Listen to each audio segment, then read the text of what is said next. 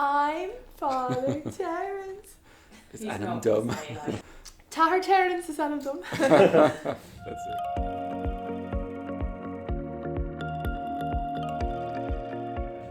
What's your favourite type of beverage? My favourite type of beverage, I'm afraid, is water, because I'm a pioneer. To my great regret. To my great regret. Sidona. Sometimes Bible verses contradict each other, like Isaiah 45:7. I form light and create darkness. Mm-hmm. I make weal and create woe. I, the Lord, do all these things. How should we interpret this? Okay. Well, that passage, Isaiah 45, is very interesting because it comes from almost the most interesting few chapters in the Old Testament. Because the great experience of the Old Testament is the exile, that Israel was taken into exile in Babylon, and then all of a sudden, when they thought they were dead, Babylon was conquered by the Persians and they were sent home.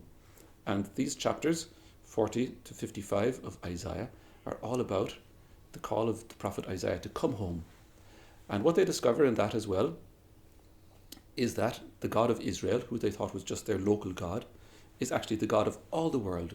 And this is the first time that you get the repeated phrase, I am God, there is no other. Right? So it's not just that the God of Israel is one God and the God of the Babylonians is another, but they've discovered in this experience of suddenly finding themselves being sent home when they thought they were dead as a nation, the idea that God is the only God, the God of Israel is the only God. And so when in Isaiah 45:7, where God says, I create light and I create darkness and I create sorrow and joy as well, I lead down to Hades and up again, it's the idea, first of all, that there is only one God, and so all things come from him. And what they've realized as well is that in being sent into Babylon, into exile, it was a terrible thing, and yet God was in it. God was allowing this terrible thing to happen so that he could purify them there and bring them back, and in that way give them a whole new future. So God uses evil to do good. That's not to say that God does evil. And a much easier example of this for us to understand is the death of Christ. So, which is of course the center of everything. So Jesus in no way invited his own death. Right? He simply did good till the very end, and that crossed so many boundaries that they crucified him.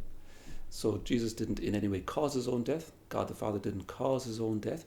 And yet we'll say that God loved the world so much that he sent his only Son to be the sacrifice. So it's as if God caused the death of his Son, offered his Son in sacrifice, though we know that it was the Pharisees and the scribes and the chief priests and the Romans who actually did it. So God does no evil, but because he allows it and works with it for good, in that sense we can say that I'm the Lord, I create sorrow, I create woe, because he creates all things, including allowing us the possibility for evil to bring good out of it, of which the chief example is always the death of Christ and his resurrection. So, is that too complicated? I think that was so good and really She's like, yeah, wow. I thought that